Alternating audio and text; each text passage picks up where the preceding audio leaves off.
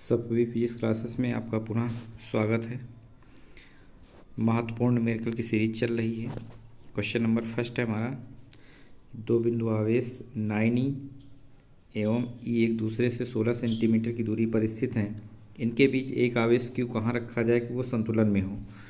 ठीक, तो ये देखिए चित्र दिया गया है। एक 9e रखा है आवेश, दूसरा एक e रखा है। 9e से x दूरी पर एक आवेश Q रखा है। ठीक, तो ये दूरी x हो गई, तो ये दूरी कितनी हो गई 16 माइनस x, वो संतुलन की स्थिति में होगा। ठीक, तो मान लेते हैं कि आवेश Q को 9e से x दूरी पर रखा जाता है, तो इस पर दो बल लगेंगे। चूंकि दोनों आवेश प्लस है, इसलिए एक दूसरे को ये क्या करेंगे, रिपेल करेंगे इधर की ओर, एक रिपेल करेगा इधर की ओर।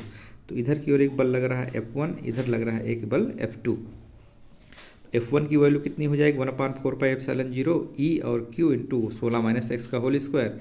F2 इक्वल टू कितना हो जाएगा 1/4πε0 9E इंटू Q बटे एक्स का होल स्क्वायर। ठीक, संतुलन की स्थिति में कह रहा है, संतुलन की स्थिति में दोनों बल क्या होंगे, बराबर होंगे। संतुलन की स्थिति में हमने रख लिया, तो 1/4πε0 1/4πε0 कट गए, मिला कितना 9/x² बटे में 1/16 माइनस एक्स का होल स्क्वायर। दोनों तरफ वर्गमूल लिया तो बचा कितना 3/x equal to 1/16 minus x के। हमने इसको तिरक गुणा किया, गुणा करने के बाद x इक्वल टू कितना मिल रहा 12 सेंटीमीटर। 12 सेंटीमीटर की दूरी पर जब रखते हैं तो दोनों आवेश एक दूसरे से संतुलन की स्थिति में होंगे यहाँ पे।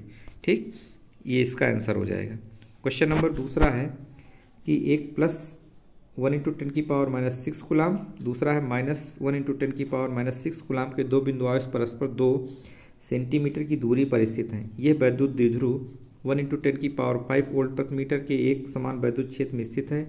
वैद्युत द्विध्रुव की अस्थायी अवस्था में स्थितिज ऊर्जा की गणना करना है। तो स्थितिज ऊर्जा फार्मूला होता है डेल्टा U बराबर माइनस का P कास थीटा के।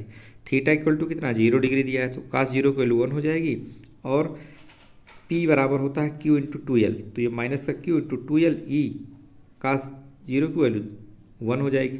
ठीक, इस तरीके से 2L की वैल्यू दी गई है, Q का आवेश मान दिया गया है। तो इस तरीके से जब इसको हल करते हैं तो ये हो जाता है कितना, वैद्युत स्थितिज ऊर्जा डेल्टा U बराबर माइनस का 2 × 10⁻³ और ऊर्जा का मात्रा क्या होता है जूल। ठीक, चलते हैं नेक्स्ट क्वेश्चन पे। एक अल्फा कण, बहुत इंपॉर्टेंट क्वेश्चन है ये वाला, कहता है कि एक अल्फा कण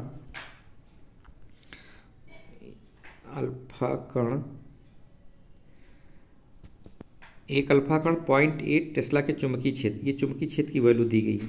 चुंबकीय क्षेत्र के अंतर्गत 2 सेंटीमीटर व्यास के वृत्त में गति करता है। 10 वोल्ट प्रति मीटर के वैद्युत क्षेत्र से ये पथ सरल रेखीय हो जाता है। इस कण का विशिष्ट प्रतिरोध विशिष्ट आवेश Q/m की वैल्यू ज्ञात करना है। अब यहाँ पे जो दिया गया है कि अभिकेंद्र बल वो लारेंज बल के बराबर होगा। लगने वाला अभिकेंद्र बल mv²/r है ना। वृत्तीय पथ पर गति करते हुए किसी कण पर लगने वाला जो बल होता है उससे हम क्या कहते हैं, अभिकेंद्र बल कहते हैं। यहाँ वृत्तीय पथ है, इस पर इसके चारों जो एक वृत्ताकार पथ पर गति करता है कण, तो उस पर केंद्र की ओर एक बल कार्य करता है जिसे हम अभिकेंद्र बल कहते हैं, जिसकी दिशा सदैव केंद्र की ओर होती है। तो ये अभिकेंद्र बल हो गया mv²/r बराबर QV के। ठीक, तो यहाँ से निकाल लेते हैं Q/m इक्वल टू हो जाएगा V/BR के। संतुलन की स्थिति में E इंटू Q बराबर होगा QVB के। Q से Q को काट दिया तो E इक्वल टू हो गया VB के, या V बराबर हो जाएगा E/B के। समीकरण नंबर 2 बन गया। समीकरण 1 व समीकरण 2 से हम Q/m की वैल्यू निकाल लेते हैं। E का मान दिया गया है, B का मान दिया है चुंबकीय क्षेत्र, और R का मान दिया है। इनको जब रख देते हैं तो हल करने पर मिलता कितना है, ये 10,000 बटे 0.64। इसको आगे हल करते हैं तो मिल जाता है 1.6 × 10⁴। इसका मात्रक हो जाएगा कूलाम प्रति किलोग्राम। ठीक, चलते हैं नेक्स्ट क्वेश्चन पर। एक प्रत्यावर्ती धारा परिपथ में विभवांतर का वर्ग माध्य मूल मान कितना दिया है 100√2 वोल्ट है। ज्ञात कीजिए विभवांतर का शिखर मान और पूर्ण चक्र के लिए इसका औसत मान निकालना है। ठीक, तो हमें पता है कि विभवांतर का जो शिखर मान होता है उसे V0 से प्रदर्शित करते हैं। V0 बराबर होता है √2 × RMS के। ठीक, ये हो गया √2, VRMS का मान दिया है 100√2। इसको हल करते हैं तो आगे कितना मिलेगा √2 × √2 2 हो जाएगा 100 को मल्टीप्लाई करते हैं 200 वोल्ट आ गया। दूसरा कह रहा है कि आधे धनात्मक आधे चक्र के लिए विभवांतर का औसत मान कितना होता है, Vm 0.637 V0 के। तो V0 का मान निकला 200 वोल्ट, इसको मल्टीप्लाई कर देते हैं तो मिल जाता है 127.4 वोल्ट।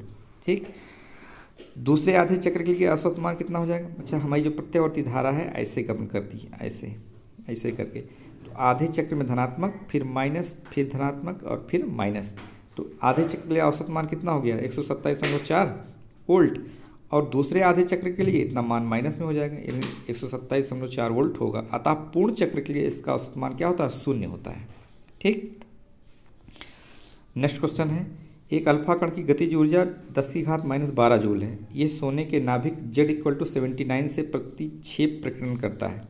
अल्फा कण की नाभिक से निकटतम दूरी क्या है, दिया है 1/4πε0 बराबर 9 × 10⁻⁹ न्यूटन मीटर स्क्वायर बटे कूलाम स्क्वायर। अब इसका परमाणु क्रमांक Z79 है, गतिज ऊर्जा 10⁻⁻2 जूल दी गई है।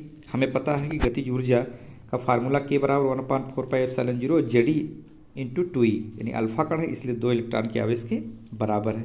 ठीक, ये R0 क्या है, अल्फा कण से नाभिक के पहुंचने की निकटतम दूरी है, इसको बोलते हैं R0 से। ठीक, यहाँ से हमें R0 चाहिए तो R0 बराबर कितना हो जाएगा 1/4πε0 2Ze² बटे K यहाँ आ जाएगा। ये सब वैल्यू दी गई हैं। 1/4πε0 की इतनी वैल्यू होती है 9 × 10⁻⁹, 2 Z का मान 79, 1.6 × 10⁻⁻19 बटे 10⁻⁻12, इसका स्क्वायर कर देंगे बेटा।